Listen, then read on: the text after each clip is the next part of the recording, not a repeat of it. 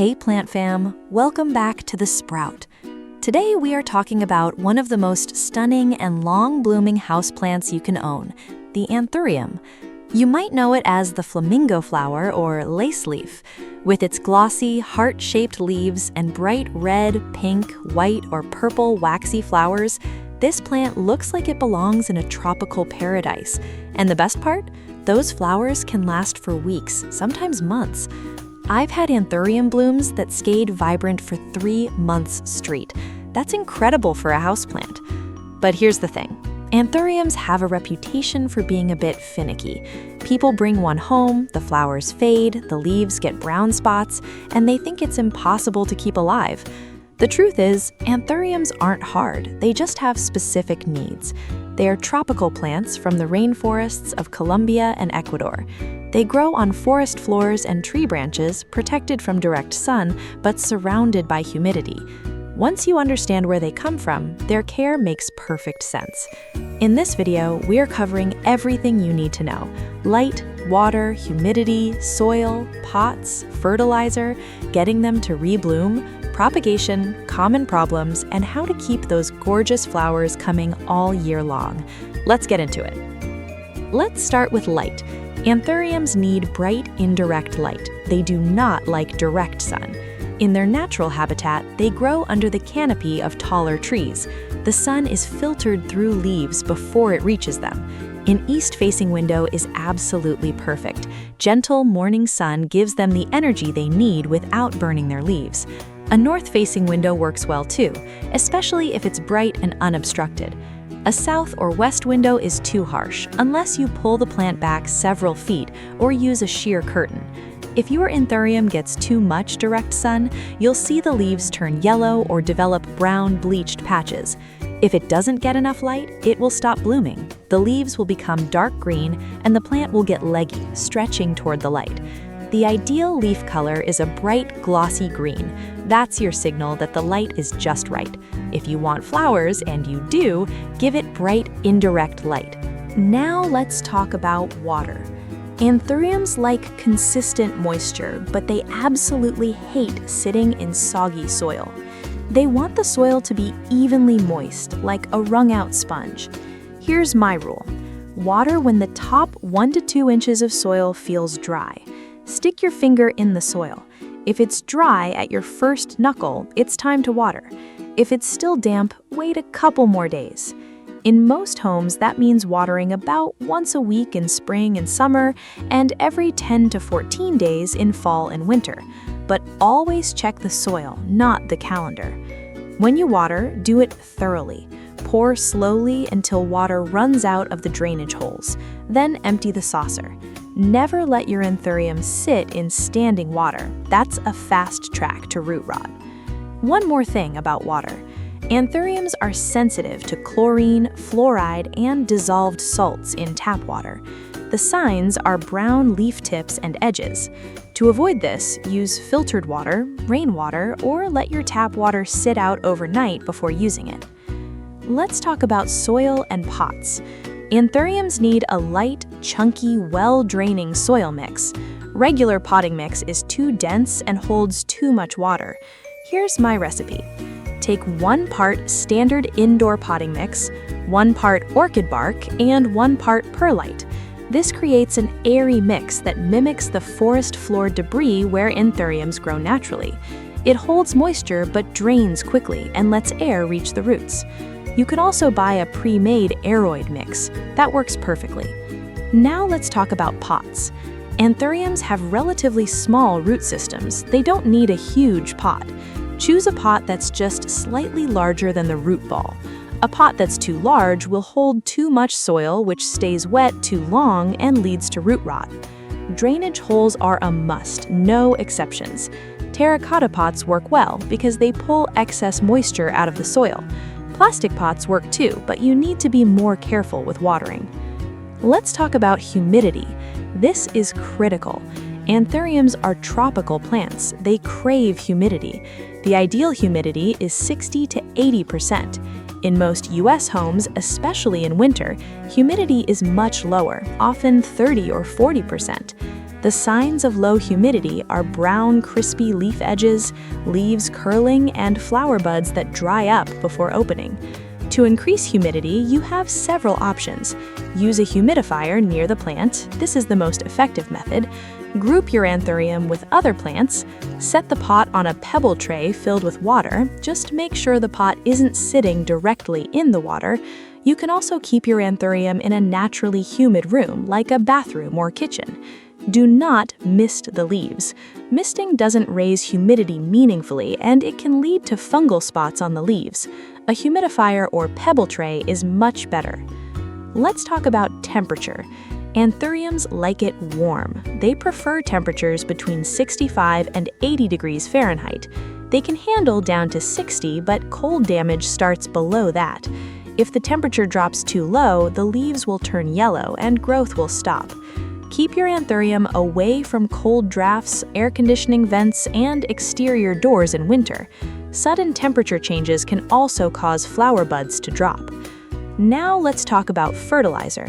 To keep your Anthurium blooming, you need to feed it. During spring and summer, fertilize every 2 to 4 weeks with a balanced liquid houseplant fertilizer diluted to half strength. Look for a ratio like 20-20-20, or use a fertilizer specifically formulated for blooming houseplants, which has higher phosphorus to encourage flowers. In fall and winter, reduce fertilizing to once a month, or stop completely if the plant isn't actively growing. One pro tip: Anthuriums are sensitive to salt buildup from fertilizer. Every few months, flush the soil with plain water to wash out excess salts. If you see a white crust on the soil surface or brown leaf tips, you may be over-fertilizing. Now let's talk about the flowers. This is why we grow Anthuriums. The part we call the flower is actually 2 parts. The colorful, waxy part is called the spathe. It's a modified leaf. The spike that sticks up from the center is called the Spadix, and it holds the actual tiny flowers. A healthy Anthurium can produce new flowers every few months, often year-round in good conditions. Each flower lasts for several weeks, sometimes up to 3 months. To encourage reblooming, focus on 3 things.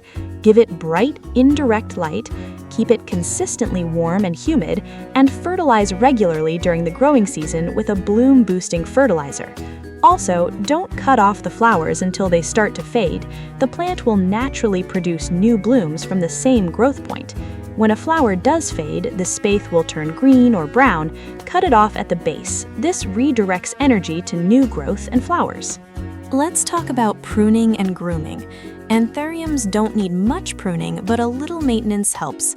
Remove any yellow, brown, or dead leaves at any time. Cut them at the base with clean scissors. If your Anthurium gets leggy or has bare stems, you can trim it back. The plant will grow new leaves from the cut point. Also, wipe the leaves with a damp cloth once a month to remove dust. Dust blocks light and makes the leaves look dull. Do not use leaf shine sprays. They clog the pores of the leaves. Now let's talk about propagation. Anthuriums are easy to propagate by division. In fact, when you repot, you'll often see natural separations in the root ball. Here's how to do it. Take the plant out of its pot. Gently remove as much soil as possible from the roots. Look for natural divisions where the plant has multiple stems or clumps. Use a clean, sharp knife to cut through the root ball, separating the plant into 2 or more sections. Each section needs roots and at least 2 or 3 leaves. Pot each section in fresh aroid mix, water thoroughly, and keep them in bright, indirect light. They might look a bit sad for a week or 2 while they recover, but they'll bounce back. Spring or early summer is the best time for division. Now let's talk about common problems. Let's go through them one by one. Problem 1. Yellow leaves. If the lower leaves turn yellow slowly, that's normal aging. If many leaves turn yellow at once, you're overwatering. Let the soil dry out more between waterings. Check for root rot. Problem 2. Brown leaf tips and edges. This is usually low humidity, chlorine or fluoride in tap water, or over-fertilizing. Increase humidity, switch to filtered water, and cut back on fertilizer. Problem 3. Leaves curling. This can be from underwatering, low humidity, or cold drafts. Check the soil, increase humidity, and move the plant away from drafts. Problem 4, no flowers. This is usually a light issue. Move your plant to brighter indirect light. It could also need fertilizer. Choose a bloom booster with higher phosphorus. Problem 5, flowers turning green. That's normal aging. The flower spathe naturally turns green as it fades. Cut it off at the base. Problem 6, brown spots on leaves. This can be from sunburn if the plant is in direct light. Move it to a shadier spot. It can also be a fungal or bacterial infection from water sitting on the leaves. Remove affected leaves and keep the leaves dry. Problem 7, pests. Anthuriums can get spider mites, mealybugs, aphids, and scale. Spider mites love dry conditions, so increasing humidity helps prevent them. Mealybugs look like white cotton in the leaf joints. Scale looks like small brown bumps. Wipe with rubbing alcohol on a cotton swab, or use neem oil or insecticidal soap. Isolate the plant for a few weeks. Problem 8, root rot. This is the most serious problem. It's caused by overwatering or poor drainage. The signs are yellow leaves, mushy stems, and a bad smell from the soil. Take the plant out of the pot. If the roots are brown and mushy, cut away the rotten parts. Repot and fresh, dry aroid mix. Water much less going forward. Let me give you a few quick answers to common questions. Is Anthurium toxic to pets? Yes, Anthuriums contain calcium oxalate crystals, which are toxic to cats and dogs. If ingested, they can cause mouth irritation, drooling, vomiting, and difficulty swallowing. Keep this plant out of reach of pets. Can I put my Anthurium outside in summer? Yes, but in full shade, no direct sun at all. Bring it back inside before temperatures drop below 60 degrees at night. Why are my leaves drooping? Either thirsty or overwatered. Check the soil. Dry soil means water, wet soil means you likely have root rot. How long do Anthuriums live? With good care, they can live for 5 years or more. Can I grow Anthurium in water? Some people do, but it's not ideal for long term. Soil is better. Should I repot right after buying? Wait a few weeks to let the plant adjust to your home, then repot into aroid mix if it's in heavy soil. Let's wrap everything up. The Anthurium is a stunning, long-blooming tropical plant that deserves a spot in every plant collection. Give it bright, indirect light. An east window is perfect. Water when the top 1 to 2 inches of soil are dry. Use a chunky, well-draining aroid mix with orchid bark and perlite. Provide high humidity through a humidifier or pebble tray. No misting. Keep temperatures between 65 and 80 degrees. Fertilize every 2 to 4 weeks in spring and summer with a balanced or bloom-boosting fertilizer. Propagate by division. Watch for yellow leaves, brown tips, and root rot from overwatering. Here's the most important thing to remember. Anthuriums are not difficult. They just need their tropical conditions met. Give them bright, indirect light, consistent moisture, and high humidity.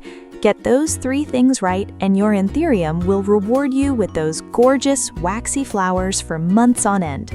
If you have an Anthurium at home, let me know in the comments. What color are your flowers? Red, pink, white, or something else? Post a picture. I'd love to see it. And if you're new to The Sprout, hit subscribe. We put out new plant care videos every week. No plant shaming, just real tips for real plant parents. Thanks for watching. Take care of your plants, and they'll take care of you. See you in the next video.